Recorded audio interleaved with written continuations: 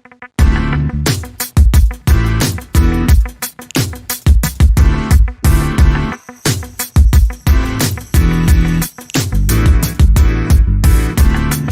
time I see young women doing amazing things, and not just any other young women, but young black women, I've been with pride and excitement, and this excitement emanates from the fact that women are faced with many challenges every single day, but they continue to break the ceiling, and they continue to say, whatever you said we can't do, we shall do. My guest for today on Conversations with Nnusi is another young lady who continues to cement her place in history and continues to do amazing things on and off the field. Her name is Lindiwe Dube, and today we get to chat to her about who she is, what she does, and why she does it. Lindiwe? Good afternoon. How are you? I'm great. Thank you so much for having me. Oh, that was a mouthful. Look, it's a mouthful because you're doing amazing things. So I couldn't really, help myself. Thank you so much. But thank you for the honor of having conversations with Nnusi. It's such a pleasure, man. Thank you for inviting me as one of the first few people on this project. No, man, it's an absolute honor. Thank you so much. Look, we get to see you on TV every single week, at least. Yes. But who's Lindiwe Dube? Who are you and where are you from? Lindiwe is a Gazi girl through and through. I was born, bred, buttered, and toasted in Daveyton in Eguruleni. Yeah, I'm a Gazi girl, man. I'm very family orientated. I think anyone who follows me on social media knows that I'm all about my family. I'm all about God. I'm all about my craft and just enjoying life, because life is so short. So I try to live in the moment. I try to celebrate, those around me. I spend time with my loved ones. I do the things that make me happy. That's obviously being with my family. My craft makes me happy, just being chosen by God to be who I am, So I just try to just live each day. You take things one day at a time, you enjoy life. But yeah, essentially I'm just a Gazi girl. I grew up in Gazi. I was raised by a single mom. I've got 3 siblings. I've got 2 sisters and 1 boy. I've got 2 nephews and 1 niece, that you guys see all the time on Instagram. But yeah, I'm a child of God, Nnusi. I grew up in Gazi. I had a tough upbringing. I think like any other girl, when my challenges were I remember at some point we didn't have, proper sanitation. We grew up in a shack. We didn't have electricity. But if not me, then who? Everyone has a story to tell. And I feel like there's a reason why God specifically gives you those challenges, because he knows that you are going to overcome them in your own way. You have your own challenges. I have my own challenges. And yeah, that's essentially who I am. Wow, okay. I think that sums up the interview. We're just getting started. Okay, so I mean, as a young girl or as a little girl, yes.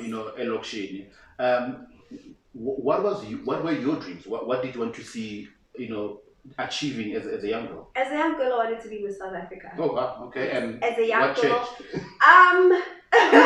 Obviously things change the older you get, Yeah. But growing up in Lokshini, we didn't have like a lot of reference as to, television presenters. I didn't know I could become a television presenter. At 16 or 15, I wasn't really exposed to certain career fields, but I grew up doing pageants. And for me, pageants were similar to sports, because I wasn't really active in sports, growing up. But pageants were a way of getting us out of trouble. Because there isn't much to do. I mean, we don't have all the fancy facilities in Gazi, we have limited netball courts, we have limited stadiums. It's not even soccer stadiums, we call it green, grounding. So I wasn't really active in sports. So I did pageants, as a way to just keep myself busy. So I did pageants from primary school, high school. I did very well, I was crowned Miss Daveyton sometime in high school. So I thought I was going to become Miss South Africa. And for me, pageants then seemed like a launch pad, Okay. because I watched Basitsana Kumal. I think every young girl or most young girls were inspired by Basitsana, after, I think she's the 2nd black Miss South Africa, after Jakey, I think. Jakey Mufugeng, yes, after Jakey. Jakey was 93, right? Basitsana was 94. So I think a lot of us looked up to Basitsana because she was a township girl. She grew up in Soweto. She didn't go to a Model C school, She was Miss Soweto. She went on to be crowned Miss South Africa. Then she went on to be first runner-up and Miss World. So I saw myself in Basitsana, and I looked at like previous Miss South Africa, even Miss Teens, Zizzle Beda was a Miss Teen, but now she's cementing herself, you know, in the media industry. I look at Rolene Strauss. Rolene is a doctor. Zozibini Tunzi, the current Miss Universe. And for me, pageants, I just felt like, you know, they were just a stepping stone, you know. It's a platform, and what you do with it, you know, is essentially up to you. So you get this platform, and after your reign, it's completely up to you, Guti, what you do with it, you know. So growing up for the longest time as a teen, I really wanted to be Miss South Africa, because I felt like, once I get that crown, then I can network and meet someone Nnusi, you know, maybe get into Netball South Africa and all of that. And then, growing up at Audition, I think that's where my influence for sports also started. Because on weekends, we'd watch football every now and then. And then in December, I didn't have the luxury of traveling in December. I mean, I wasn't going to go to Cape Town back then. My mom, guys, couldn't afford it, you know? So we didn't have the luxury. So in December, we pretty much did the same thing. You just go watch the annual festive tournament, and that's pretty much it, you know? And then you just watch sports, and then in my late teens, I was like, oh, okay, this is cool. But I felt like I didn't want to be just a fan, you know? I wanted to be more. I know I'm very inquisitive, I'm outspoken, I was passionate about it, you know? And it just took a while, man, to decide that I'd like to get into broadcasting. Because it's like, okay, broadcasting, but what exactly is it that I'm going to do in broadcasting? Because it's quite broad. You can be a production assistant, you can be, I don't know, you can be a director, you can be a presenter. So I was like, broadcasting, where do I even start? That's another thing, you know? So the journey about you wanting to become Miss South Africa and probably Miss World. So the split then happened in your late teens, where you then decided I want to do broadcasting. Before that, even actually, because in varsity, then I decided that I wanted to study advertising. I studied advertising, right? Because I've always been passionate about the creative space. I love commercials.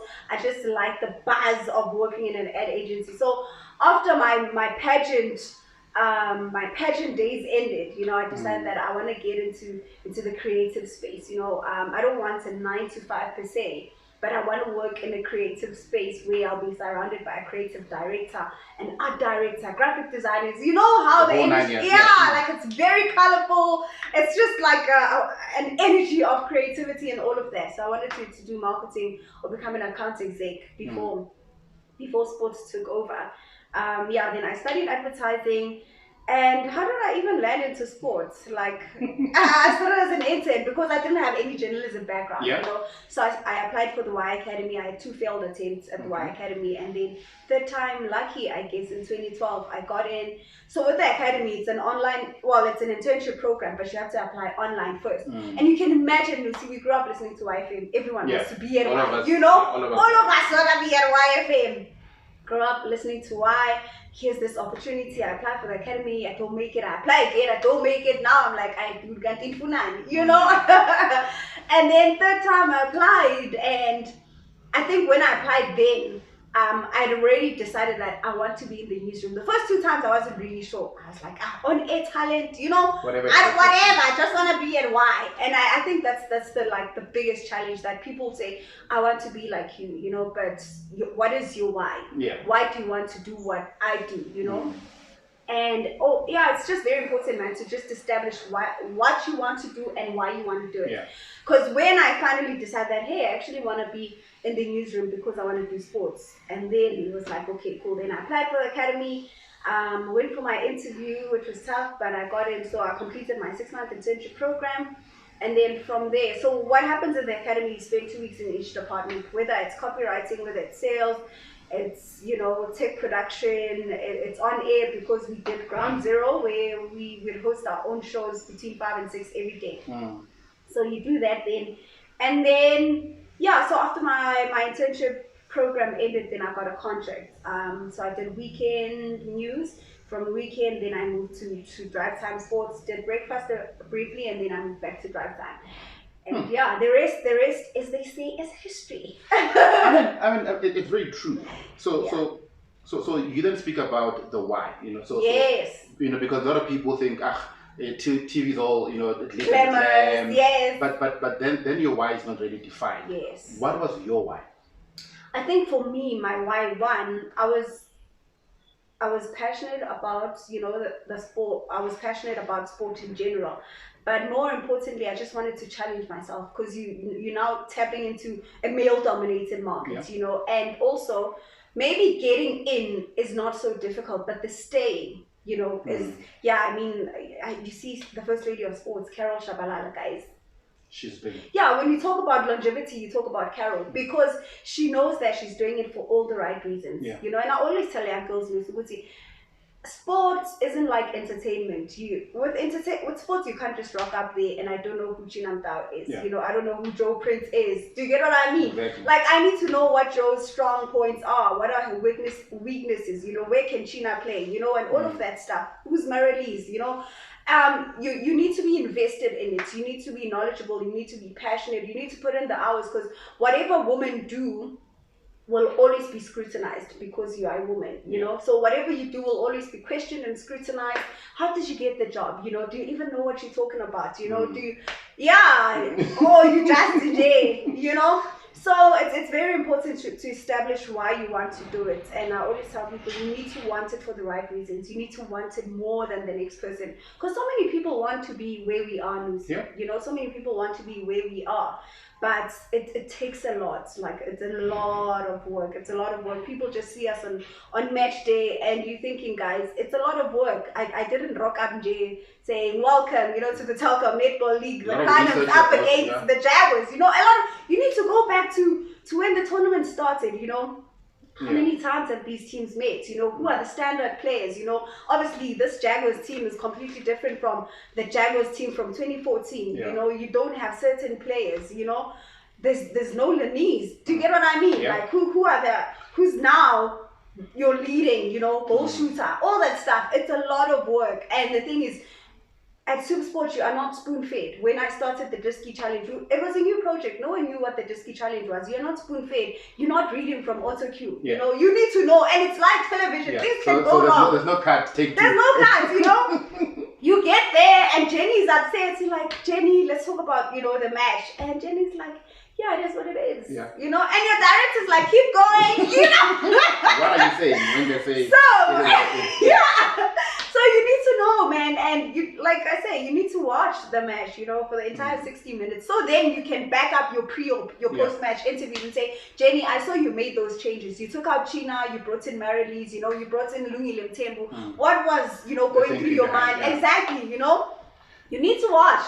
You need to, because the thing is, if you don't love what you do, then you can't them suck things. If you don't love it, then you're just gonna be there and and it becomes evident in your product. And it shows. How supposed people are. How Black Twitter.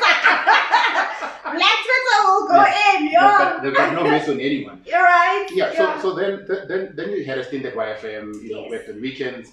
So the transition from radio to TV. When and how and why? I think I've always wanted to be on TV, even when I mentioned the Miss South Africa part. I just didn't know what exactly it is that I wanted then. So then, our reference then was Carol Shabalala, Cynthia.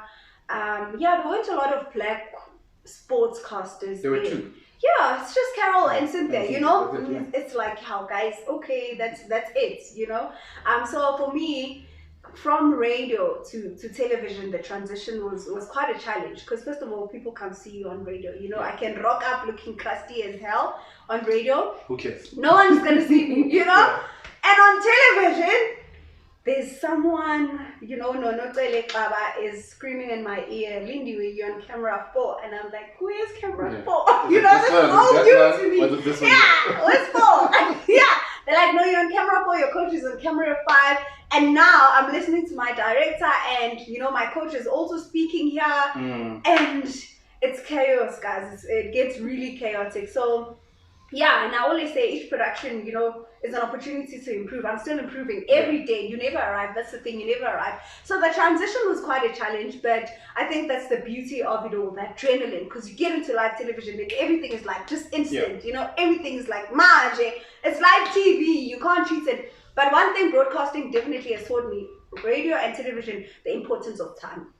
Yeah. Because if we have to tip off at 10, we have to tip off at 10. Yeah. So it's live TV, so there's no, let's do 5 more minutes, we'll come back now. Yeah. So yeah, the importance of time. And what was the other question? So the other question is, so the transition, why? Oh, how, why? And why? It's broadcasting, man. That's the beauty of broadcasting. You can do radio, you can do print. Because at YFM, that's what they taught me. Yeah. I was a field reporter. I produced my own sports show. I did news. You know, I could edit a bulletin. I could do.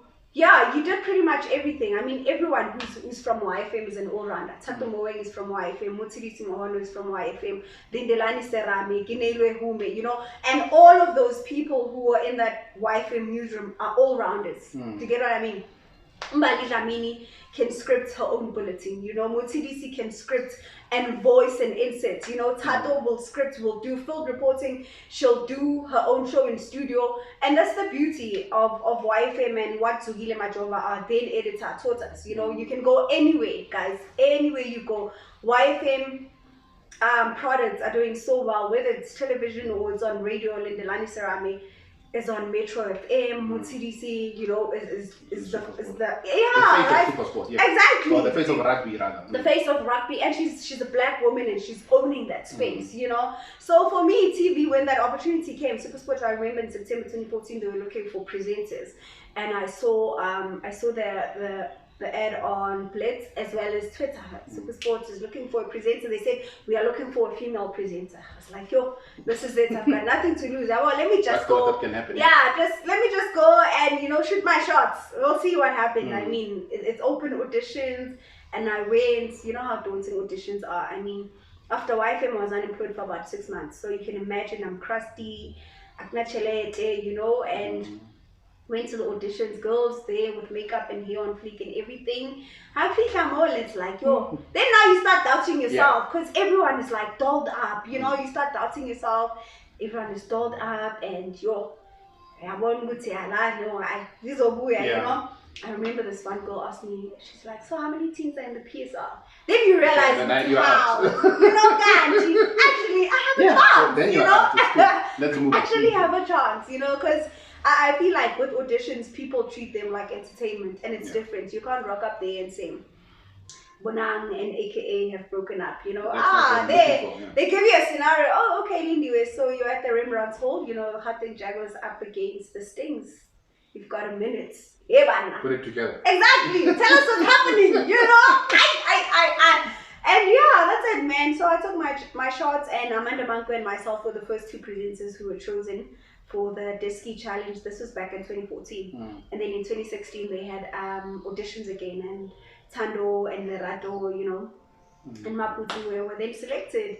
So yeah, TV then, guys, yeah, and I've been the happiest, you know. I'm constantly challenging myself. I'm grateful, Nnusi, I'm not going to lie, because for me, I thought I was going to start at YFM, right, which is a commercial radio station. So then YFM, maybe then Soweto TV, then national broadcaster, then Supersport. You know, Supersport had always been the dream. But God had other plans. God was like, all the way to the finish line. No, you're going right straight. I was like, what? God, me, Supersport. You know, alongside Carol, this woman I used to watch, you know. So now you're working alongside your Carol Shabalala. You know, Robert is linking to you. Robert is like, hey, Lindiwe, is it Moses Mabhida Stadium, Lamontville Golden Arrows up against Kaiser Chiefs, doesn't get bigger than that. Like a whole Robert, you know.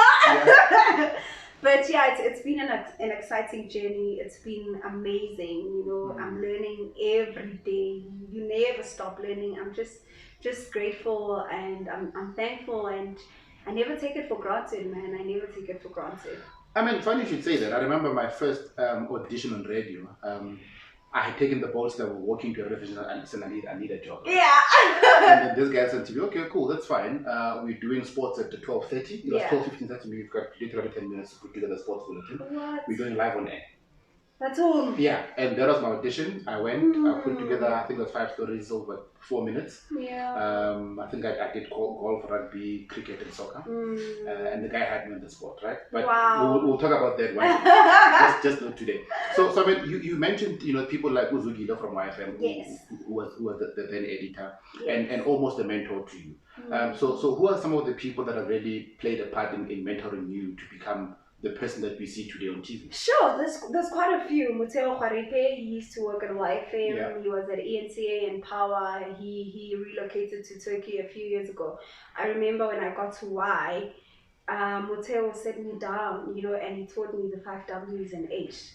Like, he basically taught me how to write. Yeah. It was like, okay, this is how you write, Obviously, Zugile Majova, I'll forever be grateful, because Zugile, guys, has molded so many of us into what and who we are today, and I'm so grateful. He was hard. We hated him. Like, I'm not even going to sit here and lie. Everyone hated him. It's like, oh, this guy, he's such a prick. Like, dude, why are you like this? And he'd say, oh, your voice is annoying. There's no way you're getting into my booth, And we worked on this voice, because obviously the moment you switch on that mic or that camera, you bring in your radio voice. Yeah. You remember, yeah. your voice is annoying. You're like, yay!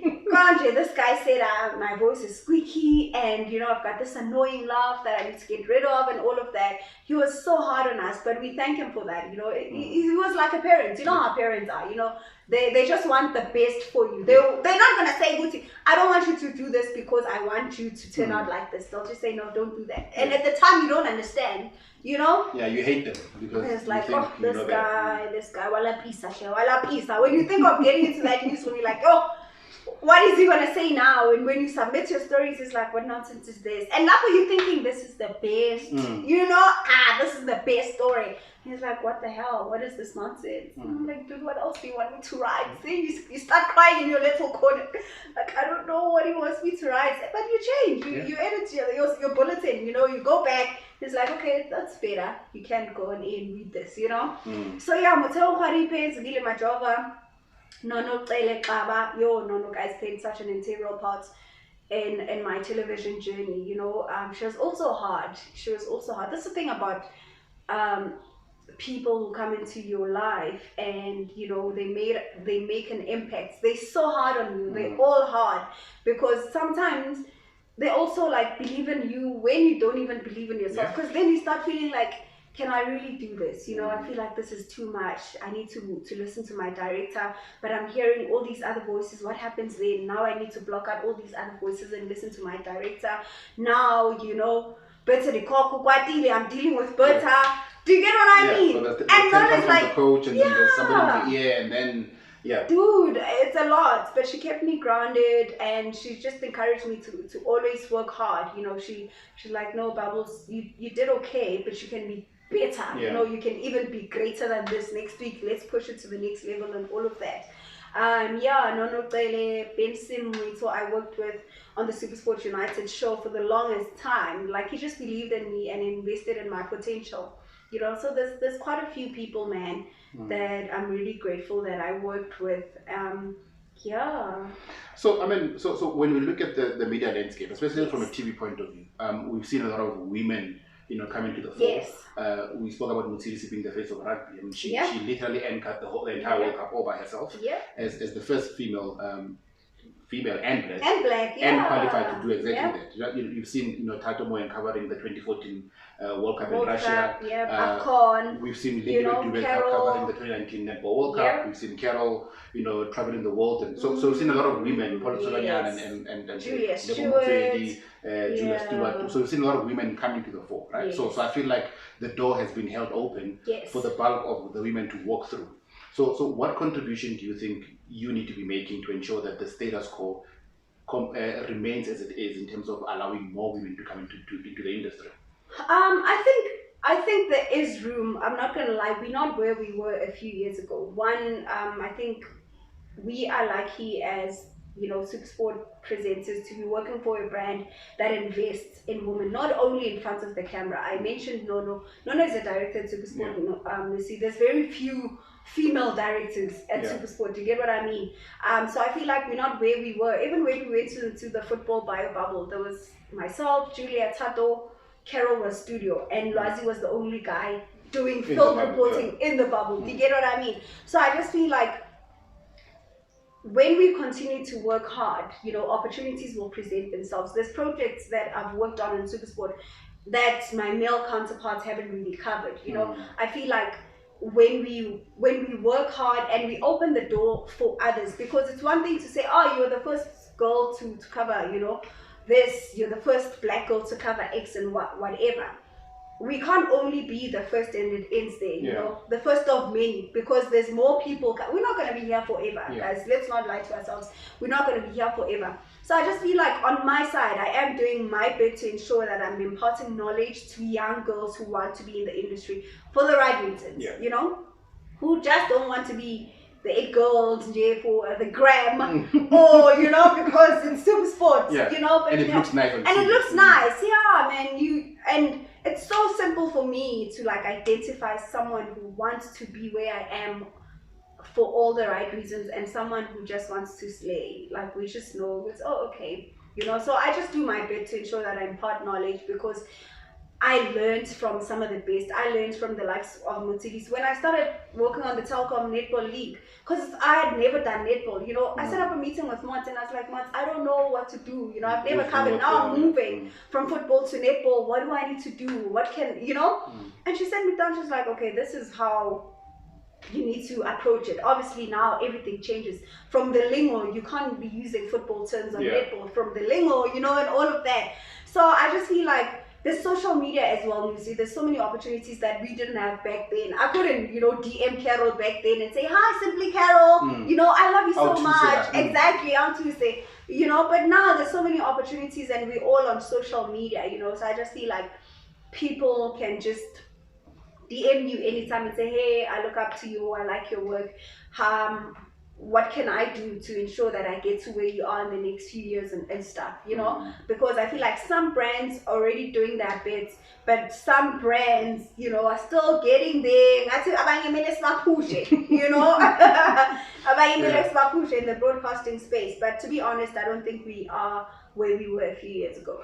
And so, I mean, you mentioned social media, and look, it could work both. It could be better, it could be good. Yes. So depending on how you look at it. So, I mean, how then do you deal with critics? You know, the people that are sitting at home and really trying to bend and bash who you are and what you do. How do you deal with those? I think with every industry, Nnusi, it has its own advantages and disadvantages. You know, as you say, critics will always be there. We work in a sport environment. You know. The best athletes don't always have the best days on the field, and you need to be open to criticism. You know, if they say, today, dude, like you sounded flat, you know, we didn't see the usual bubbly Lindiwe, you know, like you weren't the same bubbles that we know. It's okay. You must take criticism and say, okay, how can I then improve going into my next performance? Because in my last game, you were as good as your last game. So if you guys feel like, I was flat, you know, maybe I was fluffing, I was making factual mistakes, you know, you ask them. But for you to come and fight me on social media and say, who the hell are you? Who's this girl? And all of that, you know, constructive criticism I will take any day, you know. But you can't be now negative and saying, who do you think you are? For the sake of clout on Twitter, would say, who's this girl? You know, what did you do for XYZ? You probably slept with someone and all of that. No, don't come with me with that attitude. You're so shy.